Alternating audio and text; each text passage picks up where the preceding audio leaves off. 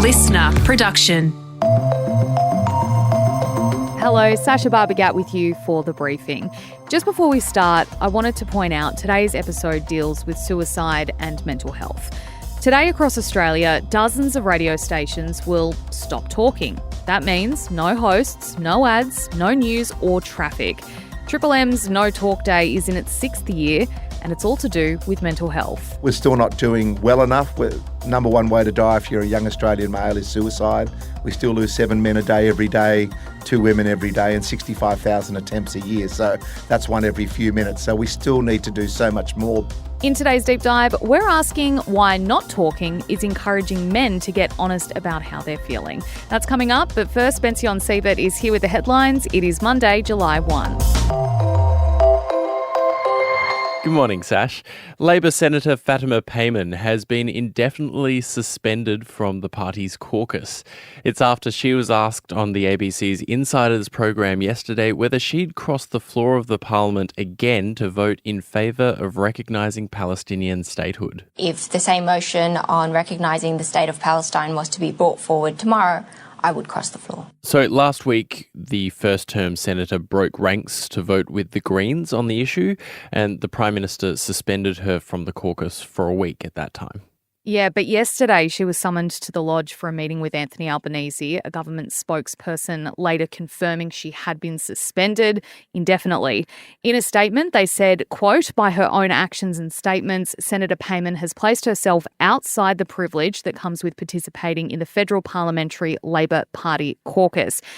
Bension, she does have an avenue of return, but that'll only be if she agrees to vote with caucus going forward. And as we heard in her comments on Insiders yesterday, she's standing defiant. She doesn't want to do that.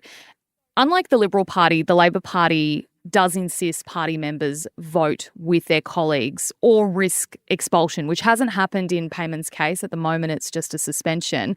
And we saw this happen with Penny Wong before Labor changed its stance on gay marriage. She was forced to vote against gay marriage on the floor of Parliament, even though it didn't align with her views. I mean, she decided to vote against gay marriage, even though it didn't align with her views.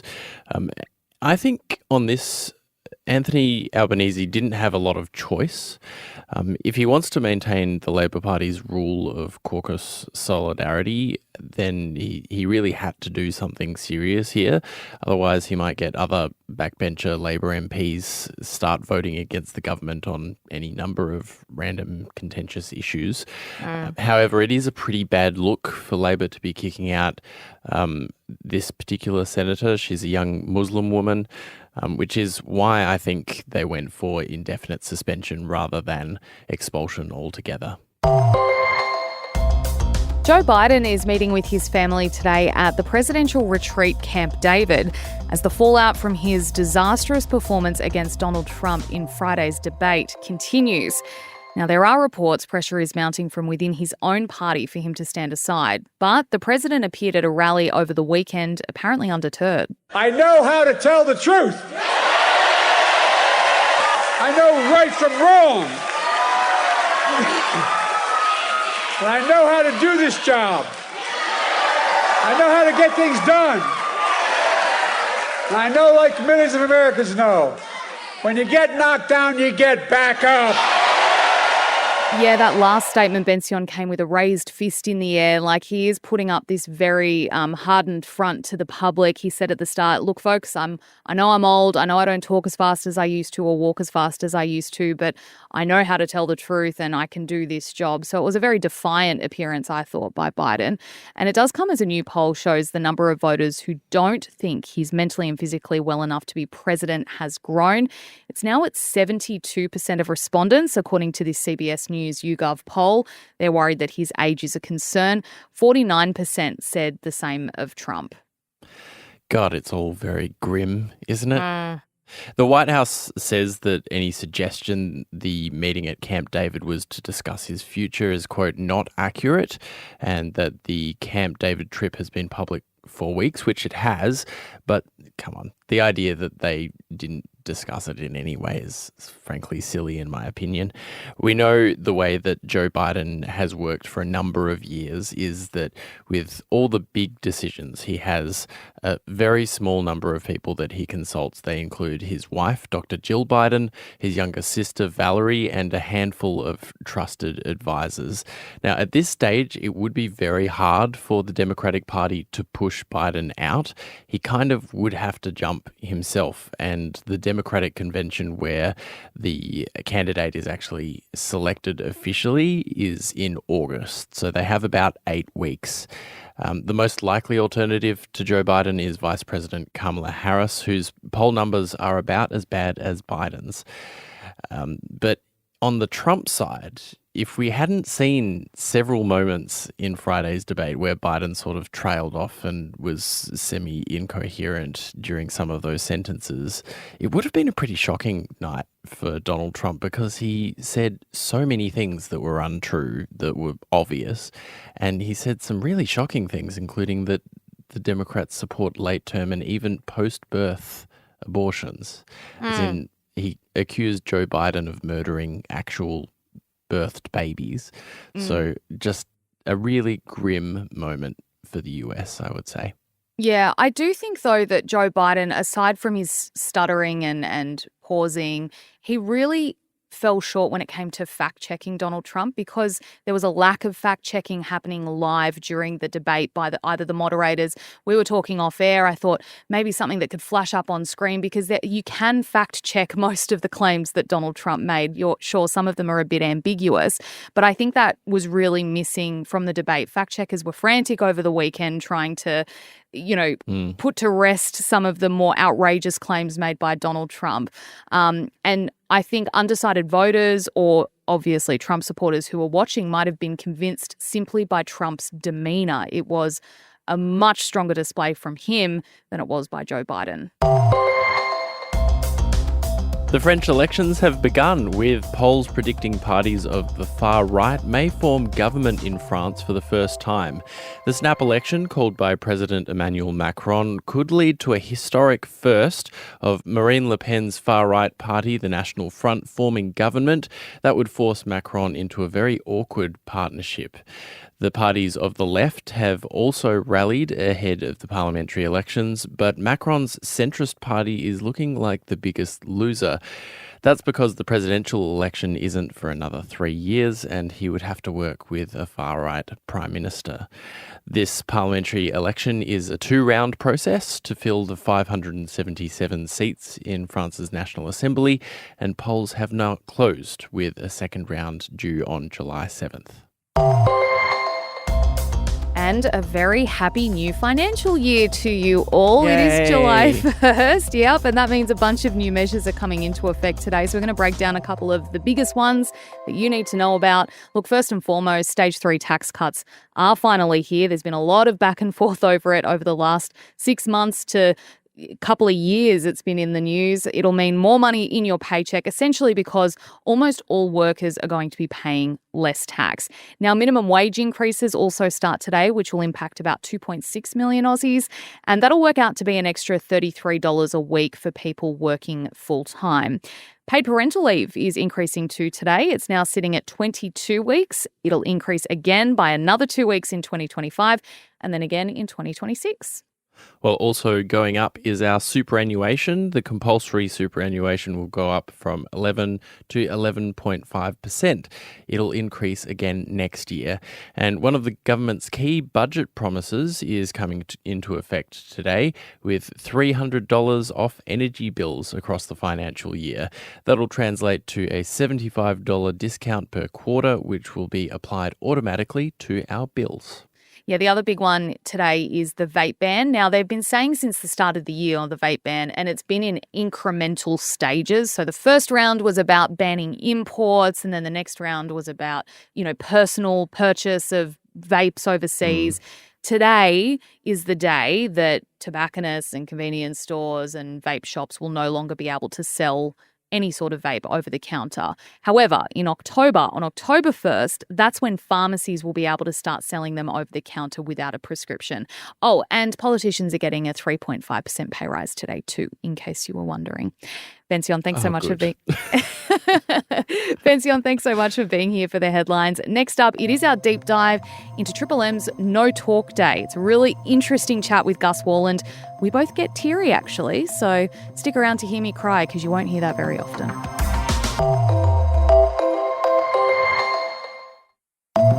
Hey, I'm Sacha Barbour Gatt. Welcome to this episode of The Briefing.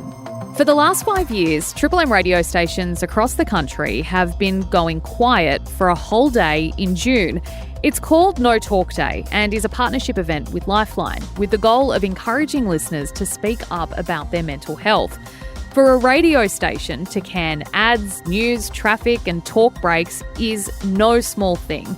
So why No Talk Day, and how is it helping listeners, especially blokes, open up? Someone who's no stranger to No Talk Day and mental health is Gus Worland. He's one of the hosts of Triple M Sydney's Rush Hour show and the founder of Gotcha for Life. Gus, thanks for joining us. How big of a deal is it for a radio station to switch off all its programming, aside from music, for a whole day? Yeah, it's very cool. Very, very cool. I'm glad that they didn't do it just once and they said, you know what, this is cool and we can do it again. And plus everyone that supports us wants it to happen as well. So it's really great.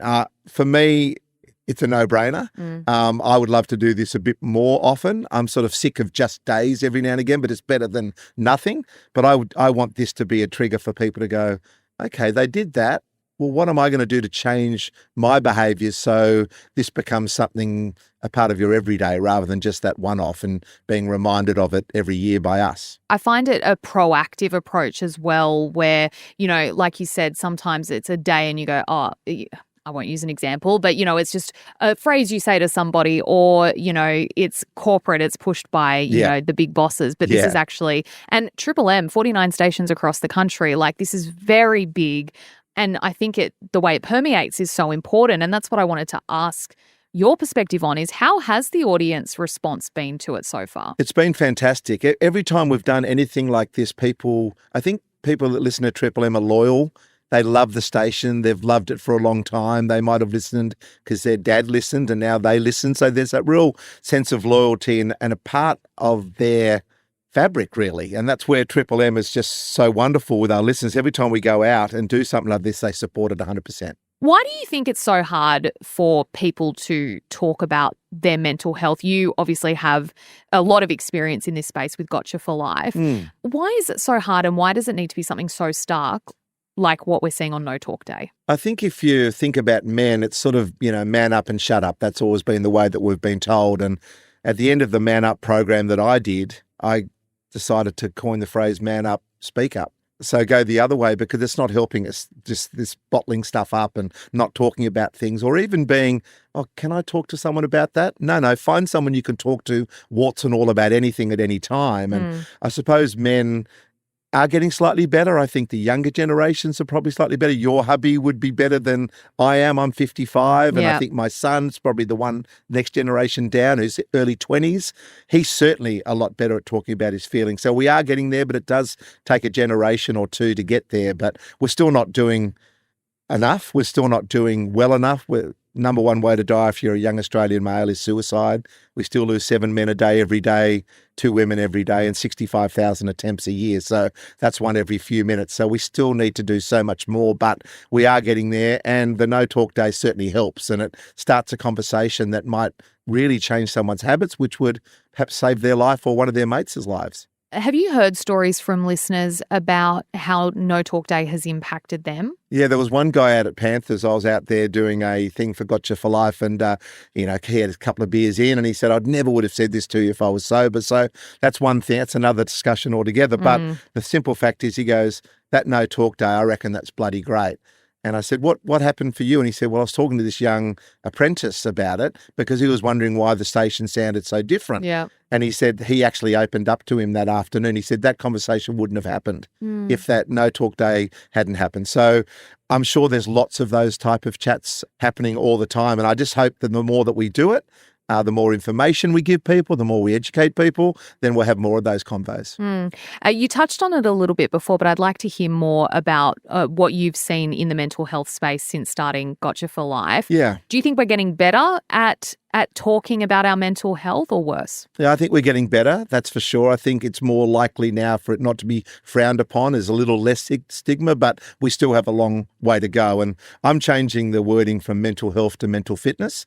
I think mental fitness is a much more positive way of looking at it, and then giving people the exercises to actually work on their mental fitness. Just like they go to a gym and work on their physical muscles, how can we give them exercise to work on their invisible muscles or their emotional muscles, the muscles that are so damn strong in our head that stops us doing things or gets us to do things when perhaps we shouldn't be doing them as well. So, but the simple fact is we haven't worked on our emotional muscles most of our lives. We're not practiced with it, so it's going to take a little bit of time.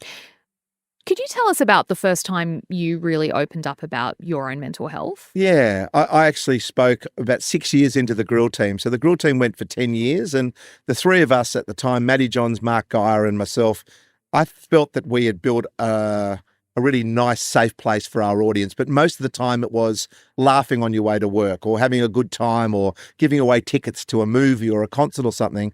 I remember driving in one morning from the Northern Beaches, and for people that know how a radio show works, you sit down with your producer 4:30 in the morning, and by 5:30 you've built a show that is going to go to air in half an hour's time. I sat there and went, am I going to do it? Am I going to do it? Am I going to do it? And eventually I stuck my hand up and I said, can we talk about something that's a little bit out of what we'd normally talk about? I want to get vulnerable today and talk about a friend of mine. And that's exactly what happened at 8 o'clock that morning.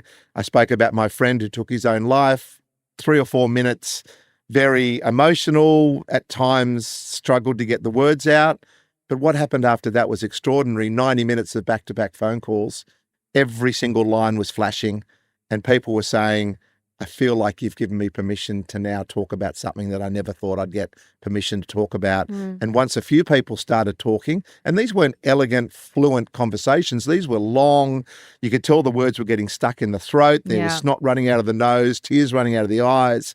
It was a really, really emotional time. Anyway, 90 minutes later, we all sat back and went, I wonder how many other people are out there worrying alone. And that's really what Gotcha for Life is about now, is making sure that you don't worry alone about anything. You celebrate the good stuff with your mates and you celebrate the tough stuff with your mates.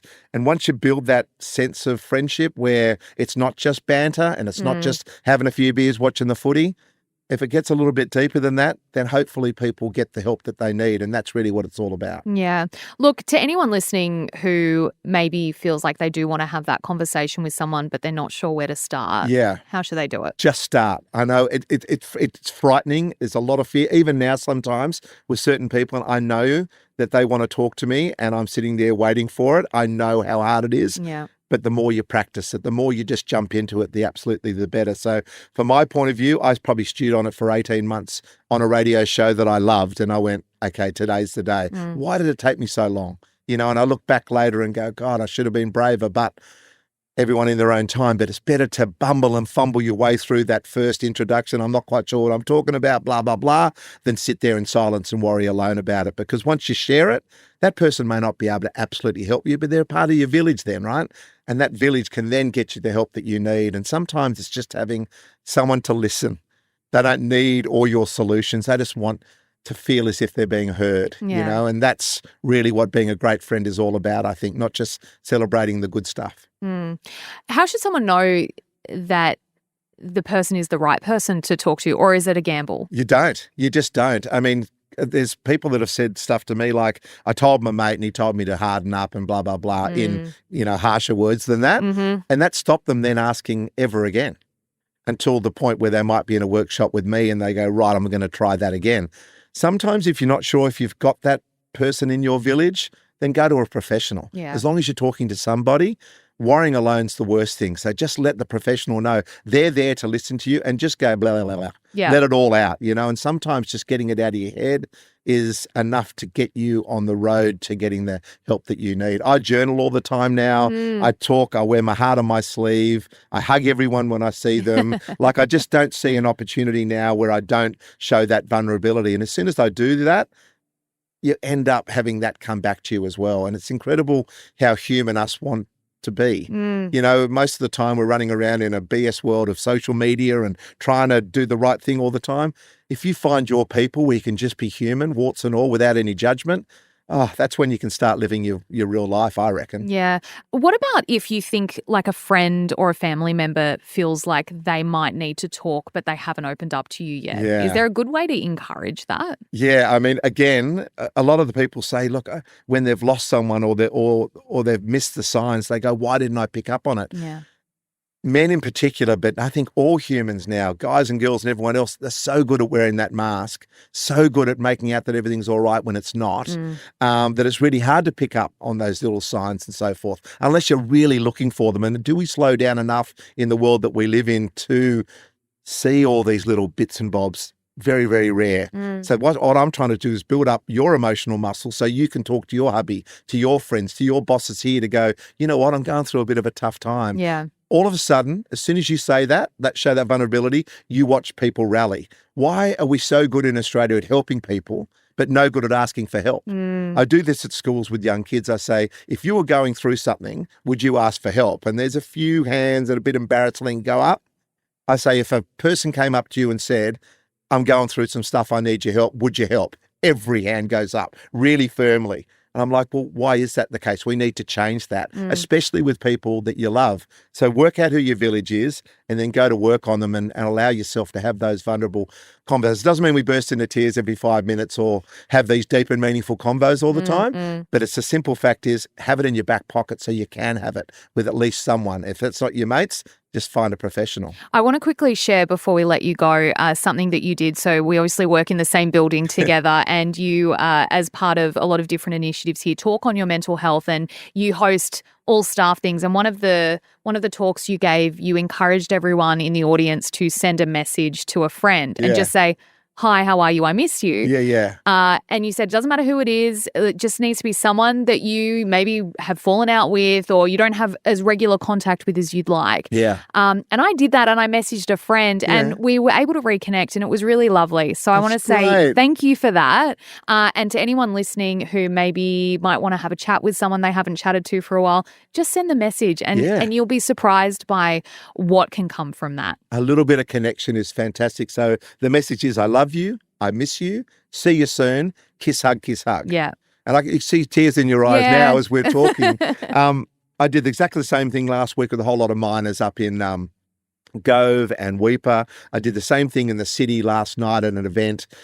It just touches people to have that little bit of connection. Yeah. And for the person that receives that message to go, oh, that's great. And then, of course, we feel guilty that we've fallen out with people, we've got busy and we've got into a different thing. But the thing is that connection is so important and you just never know what people need and when they need it. So just a simple text takes 10 seconds. Yeah. So what I tend to do is get everyone to write down who they love in the world and send everyone that text and see what you get back. Yeah. It's really cool and it's so simple. We know how technology works. We've always got our phones with us. Yes. So there's no excuse. Yeah, you're so right. Gus, thank you so much for joining us. It was a pleasure. Good on you. Thanks.